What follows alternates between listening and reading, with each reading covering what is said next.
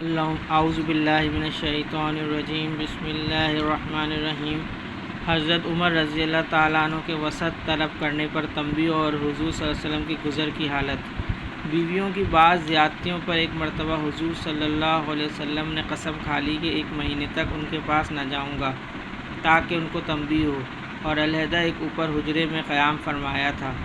لوگوں میں یہ شہرت ہو گئی کہ حضور صلی اللہ علیہ وسلم نے سب کو طلاق دے دی۔ حضرت عمر رضی اللہ تعالیٰ عنہ اس وقت اپنے گھر تھے۔ جب یہ خبر سنی تو دوڑے ہوئے تشریف لائے اور مسجد میں دیکھا کہ لوگ متفرق طور پر بیٹھے ہوئے حضور صلی اللہ علیہ وسلم کے رنج اور غصے کی وجہ سے رو رہے ہیں۔ بیویاں بھی سب اپنے گھروں میں رو رہی ہیں۔ اپنی بیٹی حضرت حفصہ رضی اللہ تعالیٰ عنہ کے پاس تشریف لے گئے۔ وہ بھی مکان میں رو رہی تھیں۔ فرمایا کہ اب کیوں رو رہی ہے؟ کیا میں ہمیشہ اس سے ڈرایا نہیں کرتا تھا کہ حضور صلی اللہ علیہ وسلم کی ناراضگی کی کوئی بات نہ کیا کر؟ اس کے بعد مسجد میں تشریف لائے۔ وہاں ایک جماعت منبر کے پاس بیٹھی رو رہی تھی۔ تھوڑی دیر وہاں بیٹھے رہے مگر شدت رنج سے بیٹھا نہ گیا تو حضور صلی اللہ علیہ وسلم جس جگہ تشریف فرما تھے اس کے قریب تشریف لے گئے۔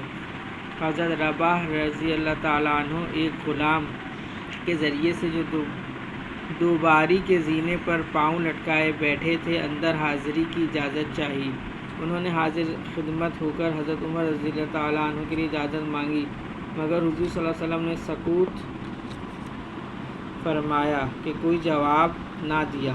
حضرت رباح رضی اللہ تعالیٰ عنہ نے آ کر یہی جواب حضرت عمر رضی اللہ تعالیٰ عنہ کو دے دیا کہ میں نے عرض کر دیا تھا مگر کوئی جواب نہیں ملا۔ حضرت عمر رضی اللہ تعالیٰ عنہ مایوس ہو کر منبر کے پاس آ بیٹھے مگر بیٹھا نہ گیا تو پھر تھوڑی دیر میں حاضر ہو کر حضرت رباح رضی اللہ تعالیٰ عنہ کے ذریعے سے اجازت چاہی۔ اسی طرح 3 مرتبہ پیش آیا کہ یہ بےتابی سے غلام کے ذریعے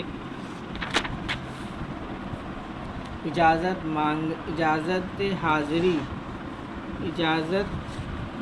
حاضری کی مانگتے ادھر سے جواب میں سکوت اور خاموشی ہی ہوتی۔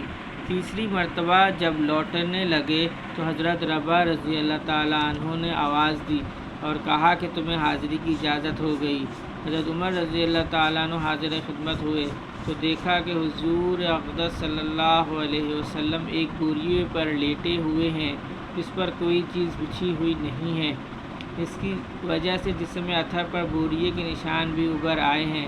خوبصورت بدن پر نشانات صاف نظر آیا ہی کرتے ہیں، اور سرہانے ایک چمڑے کا تکیہ ہے جس میں کھجور کی چھال بھری ہوئی ہے۔ میں نے سلام کیا اور سب سے اول تو یہ پوچھا کہ کیا آپ نے بیویوں کو طلاق دے دی؟ آپ صلی اللہ علیہ وسلم نے فرمایا نہیں۔ اس کے بعد میں نے دل بستگی کے طور پر حضور صلی اللہ علیہ وسلم سے عرض کیا، یا رسول اللہ صلی اللہ علیہ وسلم، ہم قریشی لوگ عورتوں پر غالب رہتے تھے مگر جب مدینہ آئے تو دیکھا کہ انصار کی عورتیں مردوں پر غالب ہیں۔ ان کو دیکھ کر قریش کی عورتیں بھی ان سے متاثر ہو گئیں۔ اس کے بعد میں نے ایک آدھ بات اور کی جس سے نبی اکرم صلی اللہ علیہ وسلم کے چہرے انور پر تبسم کے آثار ظاہر ہوئے۔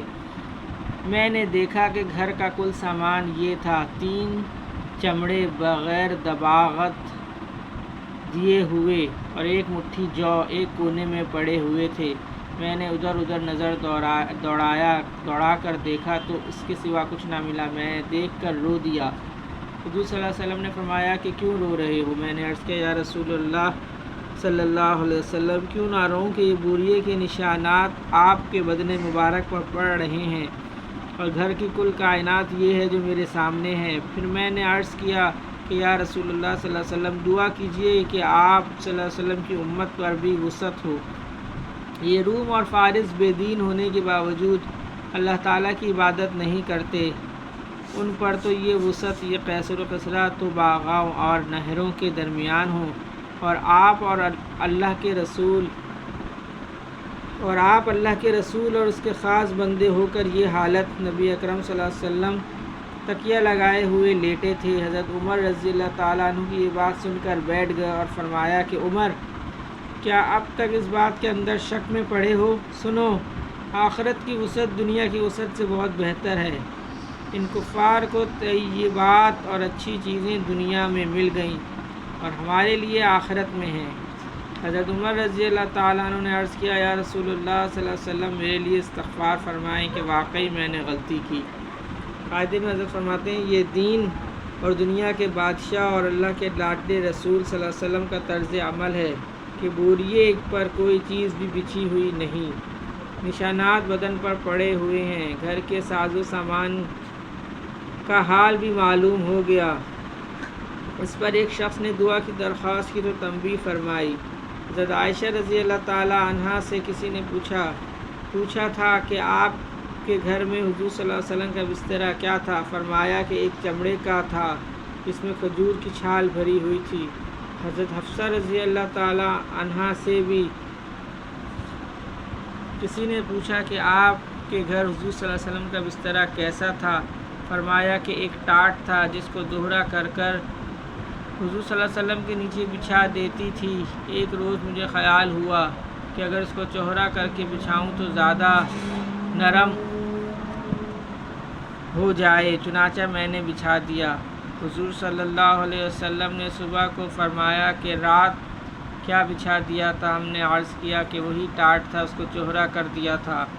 فرمایا اس کو ویسا ہی کر دو جیسے پہلے تھا، اس کی نرمی رات کو اٹھنے میں مانع بنتی ہے۔ اب ہم لوگ اپنے نرم اور روئیں دار گدوں پر بھی نگاہ ڈالیں کہ اللہ نے کس قدر وسعت فرما رکھی ہے، اور پھر بھی بجائے شکر کے ہر وقت تنگی کی شکایت ہی زبان پر رہتی ہے۔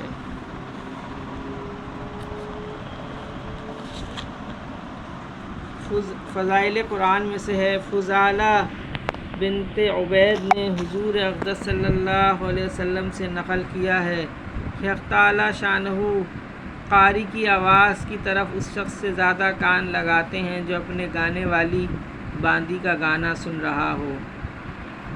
گانے والی کی طرف فطرتاً اور طبعاً توجہ ہوتی ہے، مگر شرعی روک کی وجہ سے دیندار لوگ ادھر متوجہ نہیں ہوتے، لیکن گانے والی اپنی مملوکہ ہو تو اس کا گانا سننے میں کوئی شرعی نقص بھی نہیں، اس لیے کہ اس طرف کامل توجہ ہوتی ہے۔ البتہ کلام پاک میں یہ ضروری ہے کہ گانے کی آواز میں نہ پڑھا جائے۔ احادیث میں اس کی ممانعت آئی ہے۔ ایک حدیث میں ہے کہ یعنی اس سے بچو کہ جس طرح عاشق غزلوں کی آواز بنا کر موسیقی قوانین پر پڑھتے ہیں، اس طرح مت پڑھو۔ مشائخ نے لکھا ہے کہ اس طرح کا پڑھنے والا فاسق اور سننے والا گناہگار ہے، مگر گانے کے قواعد کی رعایت کیے بغیر خوش آوازی مطلوب ہے۔ حدیث میں متعدد جگہ اس کی ترغیب آئی ہے۔ ایک جگہ ارشاد ہے کہ اچھی آواز سے قرآن شریف کو مزین کرو، ایک جگہ ارشاد ہے کہ اچھی آواز سے کلام اللہ شریف کا حسن دوبالا ہو جاتا ہے۔ حضرت شیخ عبدالقادر جیلانی رحمہ اللہ علیہ اپنی کتاب غنیہ میں ارشاد فرماتے ہیں کہ عبداللہ بن مسعود رضی اللہ تعالیٰ عنہ ایک مرتبہ کوفے کے نواح میں جا رہے تھے۔ ایک جگہ فساق کا مجمع ایک گھر میں جمع تھا، اور ایک گویہ جس کا نام زازان تھا گانا گا رہا تھا اور سارنگی بجا رہا تھا۔ ابن مسعود رضی اللہ تعالیٰ عنہ اس کی آواز سن کر ارشاد فرمایا کیا ہی اچھی آواز تھی اگر قرآن شریف کی تلاوت میں ہوتی، اور اپنے سر پر کپڑا ڈال کر گزرے ہوئے چلے گئے۔ زازان نے ان کو بولتے ہوئے دیکھا، لوگوں سے پوچھنے پر معلوم ہوا کہ عبداللہ بن مسعود رضی اللہ تعالیٰ عنہ صحابی ہیں، اور یہ ارشاد فرما گئے۔ اس پر اس معقولے کی کچھ ایسی ہیبت طاری ہوئی کہ حد نہیں، اور قصہ مختصر کہ وہ اپنے سب آلات توڑ کر ابن مسعود رضی اللہ تعالیٰ عنہ کے پیچھے لگ لیے اور علامہ وقت ہوئے۔ غرض متعدد روایات میں اچھی آواز سے تلاوت کی مدح آئی ہے، مگر اس کے ساتھ ہی گانے کی آواز میں پڑھنے کی ممانعت آئی ہے، جیسا کہ اوپر گزر چکا۔ حذیفہ رضی اللہ تعالیٰ عنہ کہتے ہیں کہ حضور صلی اللہ علیہ وسلم نے ارشاد فرمایا کہ قرآن شریف کو عرب کی آواز میں پڑھو، عشق بازوں اور یہود و نصارہ کی آواز میں مت پڑھو۔ عنقریب ایک قوم آنے والی ہے جو گانے اور نوحے کرنے والوں کی طرح سے قرآن شریف کو بنا کر پڑھے گی، وہ تلاوت ذرا بھی ان کے لیے نافع نہ ہوگی۔ خود بھی وہ لوگ فتنے میں پڑیں گے اور جن کو وہ پڑھنا اچھا معلوم ہوگا ان کو بھی فتنے میں ڈالیں گے۔ طاؤس رحمہ اللہ کہتے ہیں کہ کسی نے حضور اقدس صلی اللہ علیہ وسلم سے پوچھا کہ اچھی آواز سے پڑھنے والا کون شخص ہے؟ حضور صلی اللہ علیہ وسلم نے ارشاد فرمایا کہ وہ شخص کہ جب تو اس کو تلاوت کرتے ہو دیکھے تو محسوس کرے کہ اس پر اللہ کا خوف ہے، یعنی اس کی آواز سے مرعوب ہونا محسوس ہوتا ہو۔ اس سب کے ساتھ اللہ جل جلالہ کا بڑا انعام یہ ہے کہ آدمی اپنی حیثیت و طاقت کے موافق اس کا مکلف ہے۔ حدیث میں ہے کہ اللہ تعالیٰ سبحانہ و تقدس کی طرف سے فرشتے اس کام پر مقرر ہے، جو شخص کلام پاک پڑھے اور کما حق ہو اس کو درست نہ پڑھے تو وہ فرشتے اس کو درست کرنے کے بعد اوپر لے جاتا ہے۔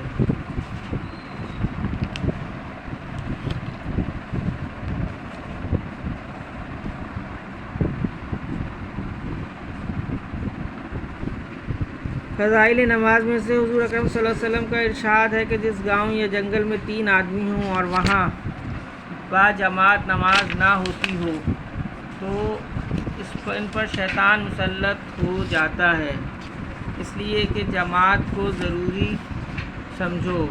بھیڑیا اکیلی بکری کو کھا جاتا ہے اور آدمیوں کا بھیڑیا شیطان ہے۔ فائدے میں فرماتے ہیں اس سے معلوم ہوا کہ جو لوگ کھیتی باڑی میں مشغول رہتے ہیں اکثر 3 آدمی ہوں تو ان کو جماعت سے نماز پڑھنا چاہیے، بلکہ 2 کو بھی جماعت سے پڑھنا اولیٰ ہے۔ کسان عام طور سے اول تو نماز پڑھتے ہی نہیں کہ ان کی کھیتی کی مشغولی اپنے نزدیک کافی عذر ہے، اور جو بہت دیندار سمجھے جاتے ہیں وہ بھی اکیلے ہی پڑھ لیتے ہیں، حالانکہ اگر چند کھیت والے بھی ایک جگہ جمع ہو کر پڑھیں تو کتنی بڑی جماعت ہو جائے اور کتنا بڑا ثواب حاصل کریں۔ 4 پیسے کے واسطے سردی گرمی دھوپ بارش سب سے بے نیاز ہو کر دن بھر مشغول رہتے ہیں، لیکن اتنا بڑا ثواب ضائع کرتے ہیں اور اس کی کچھ پرواہ بھی نہیں کرتے، حالانکہ یہ لوگ اگر جنگل میں جماعت سے نماز پڑھیں تو اور بھی زیادہ ثواب کا سبب ہوتا ہے۔ حتیٰ کہ ایک حدیث میں آیا کہ 50 نمازوں کا ثواب ہو جاتا ہے۔ ایک حدیث میں آیا کہ جب کوئی بکریاں چرانے والا کسی پہاڑ کی جڑ میں یا جنگل میں اذان کہتا ہے اور نماز پڑھتا ہے تو اللہ تعالیٰ شانہ اس سے بے حد خوش ہوتے ہیں اور تعجب اور تفاخر سے فرشتوں سے فرماتے ہیں کہ دیکھو جی میرا بندہ اذان کہہ کر نماز پڑھنے لگا، یہ سب میرے ڈر کی وجہ سے کر رہا ہے، میں نے اس کی مغفرت کر دی اور جنت کا داخلہ طے کر دیا۔ اللہم صلی علی محمد وعلی آل محمد، اللہم اعنی علی ذکرک و شکرک و حسن عبادتک، اللہم حاسبنی حسابا یسیرا، سبحان ربک رب العزت عما یصفون وسلام علی المرسلین والحمد للہ رب العالمین، آمین برحمتک یا ارحم الراحمین۔